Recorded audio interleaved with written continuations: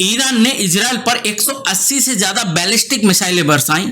Israel का कहना है कि इसमें ज्यादातर मिसाइलें ऊपर ही नष्ट कर दी गई, जबकि ईरान का कहना है ज्यादातर मिसाइलें टारगेट पर हिट की गई हैं। तो आखिर ये बैलिस्टिक मिसाइलें हैं क्या और इनका इतना ज्यादा खौफ क्यों है? हर युद्ध में जब भी बड़ा युद्ध होता है उसमें बैलिस्टिक मिसाइल की चर्चा क्यों होती है? परमाणु युद्ध से लेकर नॉर्मल साधारण युद्ध तक में बैलिस्टिक मिसाइल की चर्चा की जाती है। तो आखिरकार ये बैलिस्टिक मिसाइल हैं क्या, इनकी चर्चा क्यों हो रही है? आइए इसे आसान हिंदी भाषा में समझते हैं। आसान भाषा में कहा जाए तो बैलिस्टिक मिसाइल वो मिसाइल होती हैं जो एक बार लॉन्च होकर ग्रेविटी यानी कि गुरुत्वाकर्षण बल का उपयोग करके गिराई जाती हैं। इन्हें ही मूलतः बैलिस्टिक मिसाइल कहा जाता है।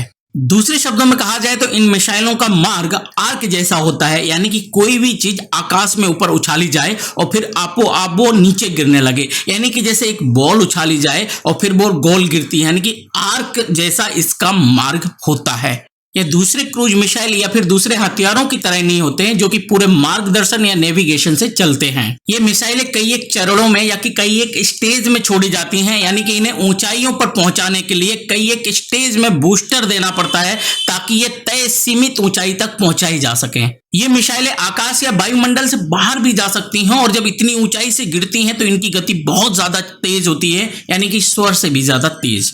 इनका मार्ग पहले से तय किया हुआ या गणितज्ञ होता है। इन्हें एक बार लॉन्च करने के बाद इनका आकार या मार्ग बदला नहीं जा सकता। इन मिसाइलों को मूलतः ज्यादा दूरी या ज्यादा स्पीड से मार्क करने के लिए उपयोग में लिया जाता है। परमाणु युद्ध के दौरान भी इन मिसाइलों का यूज किया जाता है क्योंकि इन्हें रोक पाना बहुत मुश्किल होता है। इनकी गति भी बहुत ज्यादा तेज होती है और ये एक तय मार्ग पर निशाने पर गिरती हैं।